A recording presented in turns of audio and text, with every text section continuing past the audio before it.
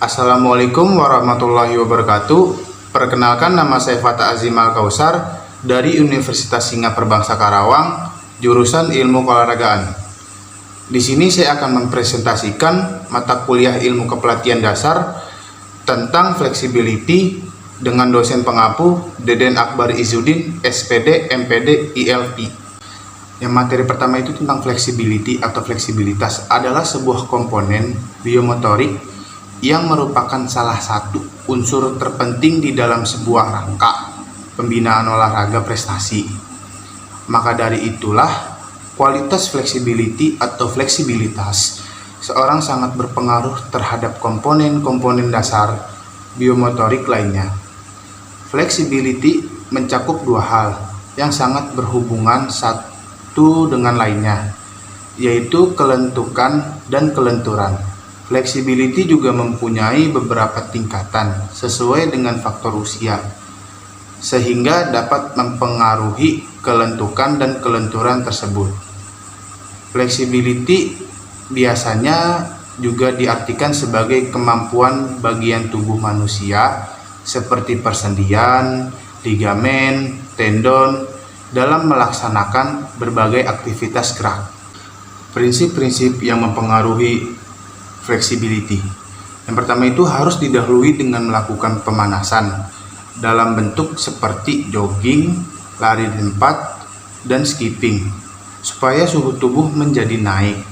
Yang kedua itu stretching, dilakukan sebelum melaksanakan latihan inti atau setelah melakukan pemanasan dengan jangka waktu dari 20 sampai 25 detik setiap jenis peregangan.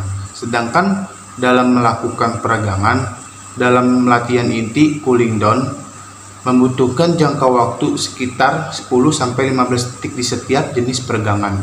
Yang ketiga itu ada gerakan yang tidak diperbolehkan menghentak-hentak atau mendadak, tetapi harus melakukan dengan cara perlahan.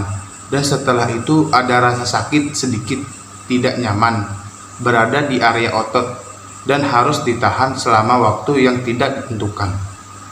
Yang keempat itu di saat melakukan peregangan tidak diperbolehkan menahan nafas, tetapi harus bernafas seperti biasanya.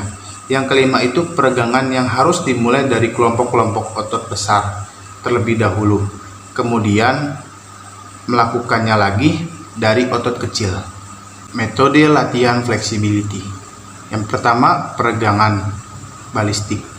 Sama dengan senam kalistenis, yaitu bentuk-bentuk dari peregangan pasif dilakukan dengan cara gerakan yang aktif. Peregangan balistik adalah dilakukan secara aktif dengan cara gerakan yang dipantul-pantulkan.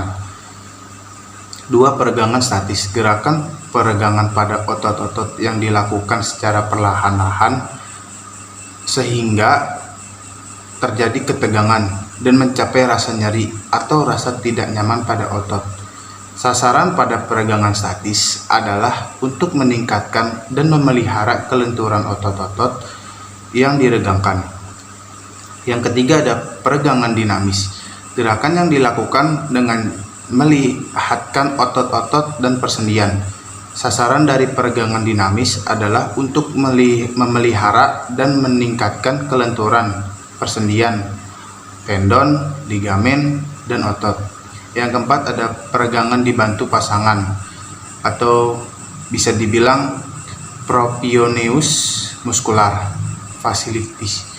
Diperlukan adanya bantuan dari orang lain, pasangan, atau menggunakan peralatan lainnya untuk membantu memudahkan gerakan peregangan agar mencapai target. Faktor-faktor yang mempengaruhi flexibility.